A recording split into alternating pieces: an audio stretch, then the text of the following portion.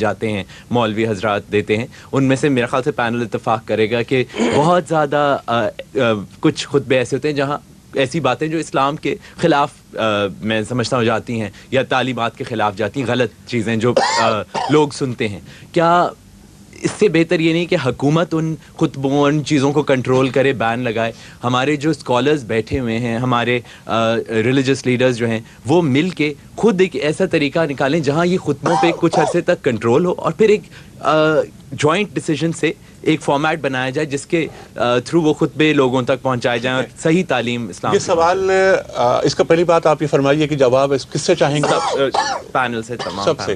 اچھا، یعنی سوال آپ کا یہ ہے کہ اس کو اگر پریسائز کر لیا جائے کہ جمعے کے خطبوں کو اگر حکومت کنٹرول کر لے جس طرح عرب ممالک میں ہوتا ہے، تو کیا پاکستان کے لیے وہ بہتر ہوگا یا ہم مزید زوال کا شکار ہو جائیں گے؟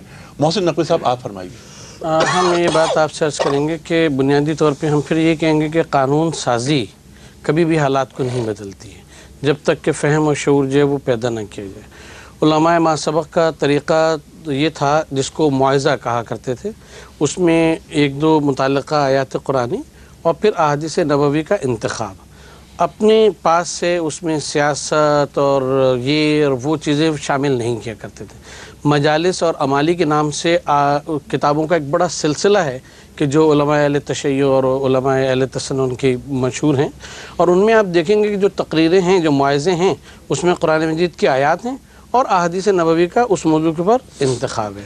اگر یہ ایک ضابطہ اخلاق علماء خود طے کر لیں کہ ہمیں اپنی طرف سے فضولیات کہنے کے بجائے بہتر ہے کہ ہم صرف وہ انتخاب پیش کریں کہ جو حدیث کا اور قرآن آیات کا ہے، تو اس میں قانون بنانے کی ضرورت نہیں. جب ہمیں خود یہ شعور ہوگا تو ہم خود بخود یہ بات کرنے لیں. یعنی علماء آپس میں خود طے کر لیں، گورنمنٹ کنٹرول نہ ہو. یہ ادارہ گورنمنٹ کنٹرول نہیں کر سکتی. دیکھیے، ہم پھر یہ بات عرض کرتے ہیں کہ اگر ہمارے دماغ میں کچھ اور چل رہا ہے اور ہم بول کچھ اور رہے ہیں، تو شریعت کی نگاہ میں ہم منافق ہوں یا نہ ہوں، ہم اپنے اللہ کے نزدیک ضرور منافق ہیں. ڈاکٹر صاحب، یہی سوال آپ سے.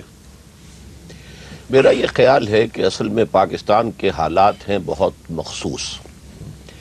ہم جو رہے تقریباً 200 یا 150 برس انگریز کے غلام، تو اس دور میں ہمارے ہاں مذہبی انتشار پیدا ہو گیا، کیونکہ سرکاری کوئی محکمہ جو ایسا نہیں تھا کہ جو کنٹرول کرے جمع رکھے. اس سے یہ مختلف جو مکتبہ ہائے فکر ہیں وہ انڈیپینڈنٹ ہو گئے، ان کے اپنے مدارس، اپنی جماعتیں، اپنی مساجد. وہ سلسلہ پاکستان میں وہاں سے وہ لیگیسی چلی آ رہی ہے. کوشش کئی دفعہ ہوئی ہے. یہ سب سے پہلے صدر ایوب صاحب نے کوشش کی تھی کہ اوقاف ڈپارٹمنٹ کو وسعت دی جائے اور علماء کو اچھی تنخواہیں دی جائیں ان کو، اور رفتہ رفتہ تمام مساجد جو ہیں وہ اسی طرح جو منظم ہو جائیں جیسے ترکی میں ہے یا جیسے اور مسلمان ممالک میں ہے. لیکن ہمارے ہاں علماء کا ہولڈ کافی ہے عوام پر، اور نمبر 2 یہ کہ وہ سیاست کے اندر بھی دخل دیتے ہیں. اس حوالے سے ایسی ہر کوشش ابھی تک ناکام ہوئی ہے، اور علماء کا اس پر جمع ہو جانا تقریباً ناممکن ہے. اس لیے کہ میں آپ سے عرض کر چکا ہوں کہ یہاں جو ہم نے ایک بیوروکریسی پیدا کر دی ہے، مذہبی بیوروکریسی ہے، ایک پروفیشنلزم ہے. اس پروفیشنل رائیولری از دی رول دنیا کے اندر. تو پھر یہ کہ اس کا، اور ہماری بہت سی مذہبی جماعتیں جو ہیں وہ مولویوں کی ٹریڈ یونینز ہیں اصل میں. یہ صورتحال جو بن رہی ہے، جب تک کہ عوامی سطح پر دین کا شعور نہیں بیدار ہو جائے گا، اور ایک عام آدمی بھی، پڑھا لکھا آدمی، وہ قرآن اور حدیث کو خود نہیں سمجھے گا، اس وقت تک اس صورتحال میں کوئی تبدیلی نہیں آ سکتی. وجہ فرمایا.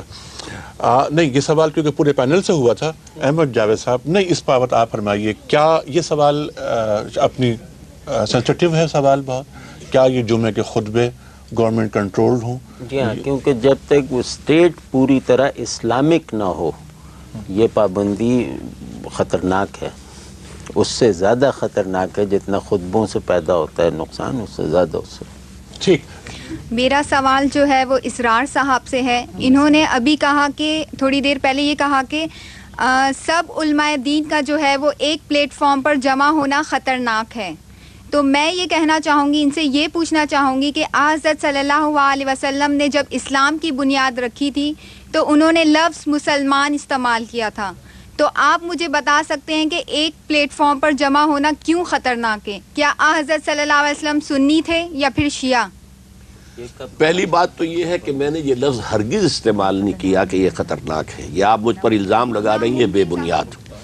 یہ بات جاوید صاحب نے کہی ہے کہ جب تک اسلامی ریاست صحیح طور پر قائم نہ ہو اس وقت تک اگر مساجد کا کنٹرول حکومت کو دے دیا جائے تو وہ خطرناک دین کے لیے نقصان دہ ہوگا۔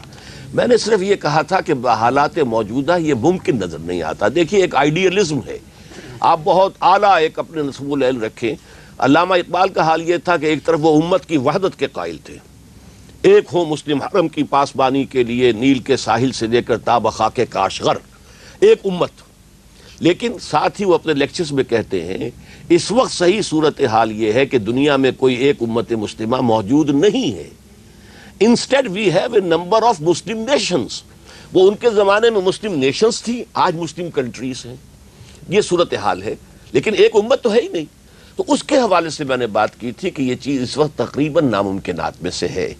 اس کے لیے جب تک کہ ایک صحیح اسلامی ریاست قائم نہ ہو اور پھر وہ اس رخ پر نہیں لے کر چلے قوم کو۔ ٹھیک جی خاتون، میرا سوال بھی پینل سے اور بیسکلی دونوں علماء حضرات جو یہاں پر موجود ہیں، یہ سوال ہے کہ جس طرح آپ دونوں یہاں پر موجود ہیں تو کیا کاوشیں کی جا رہی ہیں کہ تمام مسالک کے علماء، تمام فرقوں کے علماء کو ایک جگہ پر جمع کیا جا سکے؟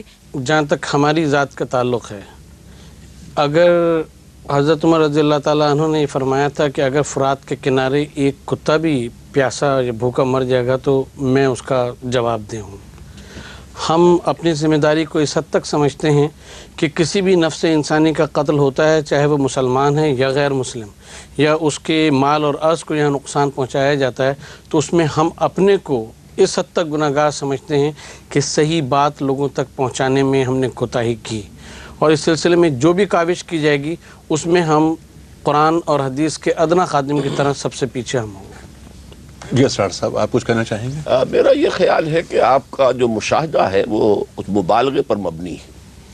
دیکھیے ہمارے ہاں اس وقت سیاسی میدان میں MMA ایک ہے کہ جو جس نے اپنے آپ کو ایسرٹ کیا ہے، اس میں شیعہ سنی دونوں موجود ہیں، ساجد نقوی صاحب بھی موجود ہیں، اور اس سے پہلے بھی جو ایک بنا تھا دفاع افغان کونسل اس میں بھی موجود تھے۔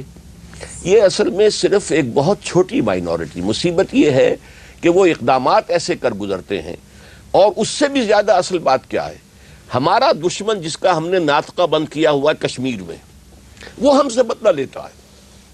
وہ جا کر امام بارگاہ میں حملہ کرے گا تاکہ یہ سمجھے کہ یہ سنیوں نے کرایا، سنی کسی کو قاتل کرے گا تاکہ ہم سمجھیں شیعوں نے کرایا، تاکہ یہ کشمکش ہو اور پاکستان ڈیسٹیبلائز ہو۔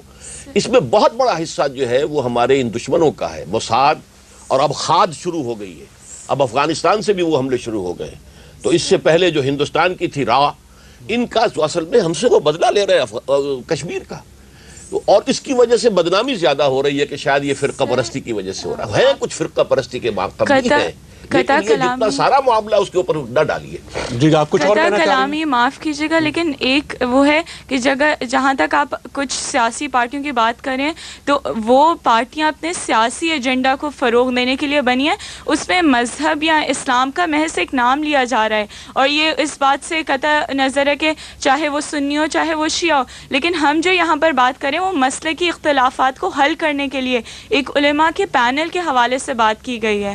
ہم یہ بات عرض کرنا چاہیں گے آپ کے جواب میں کہ ڈاکٹر صاحب کی اس بات سے ہمیں اتفاق نہیں ہے۔ ہو سکتا ہے راوا کچھ پارٹ پلے کر رہے ہوں۔ ہم یہ دیکھتے ہیں کہ مسجد میں فائرنگ ہوتی ہے یا امام بارگاہ میں فائرنگ ہوتی ہے، دھماکہ ہوتا ہے یا جو بھی مارا جاتا ہے، اس میں جو کلپریٹس پکڑے جاتے ہیں ان کے نام احمد ہوتے ہیں، حسن ہوتے ہیں، علی ہوتے ہیں، رضا ہوتے ہیں، جو نام ہوتے ہیں وہ ہمارے اور آپ میں سے ہوتے ہیں۔ تو ہم یہ سمجھتے ہیں کہ پورا بلیم جو ہے وہ برابر کے قوتوں کو ڈال دینا ٹھیک ہے، وہ بھی انسٹیگیٹ کرتی ہیں، لیکن پورا بلیم ان کو ڈال دینا ہم سمجھتے ہیں کہ مسئلے سے پہلو تہی کرنا ہے، اور جب تک ہم ڈاؤن ٹو ارتھ ہو کے ان حقیقتوں کا مقابلہ نہیں کریں گے کہ یہ دہشت گرد ہم ہی میں سے پیدا ہوتے ہیں اور ہمارے ہی لوگ پیدا کرتے ہیں، جب تک ہم نہ اصل مسئلے کو سمجھ سکیں گے نہ اس کو حل کر سکیں گے۔ بہتر۔ محترم خواتین و حضرات، ایک انتہائی سنجیدہ اور حساس موضوع پر آپ نے گفتگو سماعت فرمائی۔ یہ ایک ایسا موضوع ہے جس پر جتنی گفتگو کی جائے کم ہے، لیکن یہ گفتگو اس لیے ہوتی ہے تاکہ امت مسلمہ کے ذہن میں کسی گوشے میں کوئی گرہ نہ رہے اور خلق خدا ہمارے عہد کے ممتاز علماء اور دانشوروں سے استفادہ کرے۔ اس کے ساتھ ہی اپنے میزبان انیق احمد کو اجازت دیجیے. اگلے جمعے کو پھر ملاقات ہوگی. خدا حافظ.